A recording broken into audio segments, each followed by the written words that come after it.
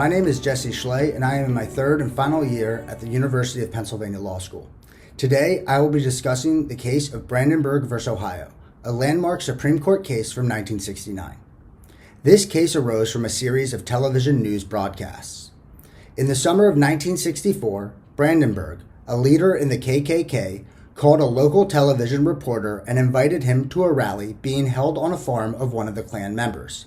The reporter agreed and attended the rally with a cameraman. After the rally, the reporter aired several stories, many of which included recordings from the event.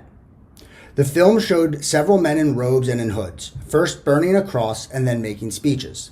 The film was not able to capture most of the speeches except for a few racist phrases.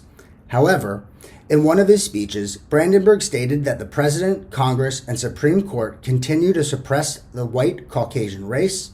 And later in the film, Brandenburg is shown saying N-words should be returned to Africa and the Jews to Israel. At no point in the film was Brandenburg armed, but others at the rally were seen carrying weapons. Brandenburg was subsequently arrested and charged with violating Ohio's anti-syndicalism statute. Specifically, under the statute, he was charged with advocating unlawful methods of terrorism as a means of accomplishing industrial or political reform, and voluntarily assembling with any society, group, or assemblage of persons formed to teach or advocate the doctrines of criminal syndicalism. Brandenburg was convicted, fined $1,000, and sentenced to 1 to 10 years in prison. Brandenburg appealed his conviction through the Ohio state court system, contending that Ohio's syndicalism statute violated the First and 14th Amendments of the Constitution. The first level of appeals affirmed his conviction, and the Ohio State Supreme Court dismissed the appeal without writing an opinion. Brandenburg then successfully filed a petition for writ of certiorari to the Supreme Court of the United States.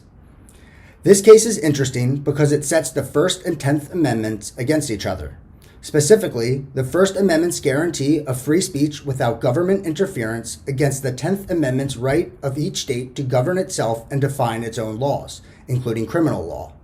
As such, the question before the Supreme Court was whether Ohio's statute that criminalizes syndicalism violates the First and 14th Amendment. In this case, Ohio is arguing that it has the right to define and enforce its own criminal law, including its criminal syndicalism statute, which, at the time this case went to the Supreme Court, had been enforced for almost 50 years. The authority to create and administer its own criminal law is a crucial part of the power reserved to the states under the 10th Amendment, and Ohio argues that those rights are superior to the rights of Brandenburg to communicate as he did. Ohio relies on the case of Whitney v. California, decided in 1927, where the Supreme Court upheld an almost identical syndicalism statute in a case involving the conviction of a communist, holding that her words presented a, quote, clear and present danger, and held that free speech was not absolute and can be reduced by states in a valid exercise of its authority to make criminal law. Brandenburg is arguing that his right to free speech outweighs Ohio's right to enact criminal law. In other words, Brandenburg contends that his personal rights under the First Amendment encompasses the words that he spoke and should prevail over Ohio's constitutional right to create criminal law. So, what should the Supreme Court decide? Those representing Ohio must argue that Whitney should be upheld. Those representing Brandenburg must argue that the Supreme Court's decision in Whitney must be overturned.